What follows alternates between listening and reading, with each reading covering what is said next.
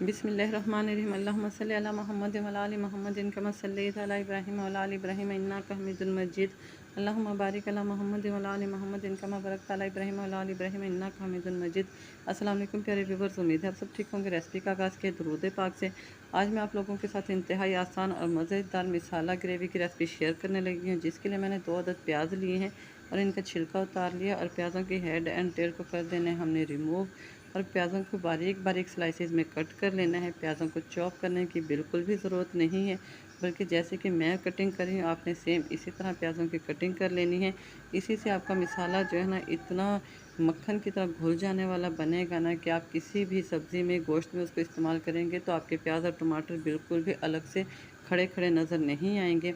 दोनों प्याज़ों की हमने बारीक बारीक कटिंग कर ली है और हाथ की मदद से हमने मलते हुए इनके लच्छों को कर लेना है सेपरेट, ताकि प्याज की जो लच्छे हैं ना वो बिल्कुल एक दूसरे से सेपरेट हो जाएं, जैसा कि आपको स्क्रीन पे नज़र आ रहा है। अब चलते हैं हम फ्लेम की तरफ। एक कढ़ाई में मैं डाल रही हूँ 150 ग्राम के बराबर घी। आप घी या तेल इस्तेमाल कर सकते हैं और क्वांटिटी अपनी रिक्वायरमेंट के हिसाब से ले सकते हैं। जैसे ही हमारा घी गर्म हो गया तो इसमें मैं वो 2 प्याज डाल रही हूँ, जिनको हमने बारीक बारीक काट के उनके लच्छों को अलग कर लिया था। प्लेटों को अच्छी तरह साफ़ कर लिया करें ताकि कोई भी चीज़ वेस्ट ना जाए। चीज़ों को वेस्ट करना अल्लाह ताला को कतई पसंद नहीं है। जब तक हमारे प्याज फ्राई हो रहे हैं तो यहाँ पे दूसरी साइड पे मैंने एक ले लिया है पैन और उसमें आधा गिलास पानी डाल के गर्म होने के लिए रख दिया है। आगे चल के बताएंगे कि इस गर्म पानी का क्या काम है, ये आप लोगों के लिए एक टिप है। साथ ही मैंने एक गट्ठी लहसुन की ली है जो कि देसी है, एक टुकड़ा अदरक का लिया है, 2 अदद टमाटर लिए हैं। आप भी कोशिश किया करें कि देसी लहसुन इस्तेमाल करें, क्योंकि देसी लहसुन की खुशबू और टेस्ट बहुत ज़बरदस्त होता है और ये हमारी सेहत के लिए भी बहुत हेल्दी होता है। एक कुंडी में मैंने लहसुन और अदरक डाल दिया और इसको यहाँ पे हमने कूट लेना है। आप इसे चॉपर में भी पीस सकते हैं, लेकिन मैं यहाँ पे इसे कुंडी में ही पीस रही हूँ, क्योंकि मुझे ये कुंडी में ही कुटा हुआ लहसुन अदरक अच्छा लगता है। इसका फ्लेवर जो है ना थोड़ा दरदरा सा जब ये मुंह में आता है तो इसका फ्लेवर बहुत ज़बरदस्त लगता है। हम अभी आपको दिखाते हैं कि आपने बिल्कुल इस तरह का दरदरा सा लहसुन अदरक कूट लेना है। चॉपर में डाल के आप इसका फ़ाइन पेस्ट भी बना सकते हैं, वो कोई इशू नहीं है।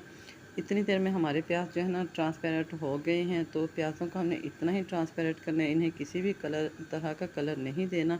अब डालेंगे हम इसमें लहसुन अदरक का पेस्ट और इसको करेंगे फ्राई। लहसुन जो है ना वो फ्राई होने में मैक्सिमम 1.5 से 2 मिनट लेता है। इसको लो टू मीडियम फ्लेम पे ही फ्राई करना है, कोई कलर नहीं देना। लहसुन के कलर को प्यारा सा गोल्डन ब्राउन करने के लिए यहाँ पे मैं डालूँगी इसमें 1 चम्मच नमक का। नमक से ये एक तो प्याज़ों का प्रोसेस तेज़ हो जाता है, वो प्याज़ों को घुलने में मदद देता है, और दूसरा नमक की वजह से हमारा लहसुन भी जलता नहीं, बल्कि इस पर लाइट गोल्डन सा कलर आ जाता है, जैसा कि आपको स्क्रीन पे नज़र आ रहा है। आपने बिल्कुल इसी तरह का कलर देना है लहसुन अदरक और प्याज को। अब डाल रही हूँ मैं 2 अदद टमाटर, जिनका हमने छिलका उतार लिया था, और टमाटरों को आप रफली सा कट कर लें, ये जैसे भी काट लें। और अब इसमें डाल दिया हमने वो गर्म पानी जो हमने स्टार्ट में गर्म होने के लिए रख दिया था। गर्म पानी का ये फ़ायदा है कि इससे आपके प्याज जो है ना बहुत जल्दी से घुल जाएंगे और टमाटर भी। पतीली को कर दिया कवर और 4 से 5 मिनट के लिए लो टू मीडियम फ्लेम पे पकने के लिए छोड़ दिया। देखें 5 मिनट गुजर गए हैं और हमारा मसाला कितना सॉफ्ट और घुला घुला सा नज़र आ रहा है। प्याज और टमाटर आपस में बिल्कुल मिक्सअप हो गए हैं, ना तो इसमें हमें खड़े खड़े टमाटर नज़र आ रहे हैं और ना ही प्याज। अब डालने में इसमें 1 चम्मच के बराबर कुटी हुई सुरख मिर्च, साथ ही आधा चम्मच हल्दी पाउडर डालूंगी, और मज़ेदार और खुशबूदार बनाने के लिए 1 चम्मच धनिया पाउडर डालना है। और बस इतने ही स्पाइसेस हमने इसमें इस्तेमाल करनी है, मज़ीद किसी भी किस्म के स्पाइसेस की या मिसाले की ज़रूरत नहीं है। तमाम स्पाइसेस को आपने 2 से 3 मिनट तक के लिए फ्राई कर लेना है, ताकि मिसालों का कच्चापन दूर हो जाए।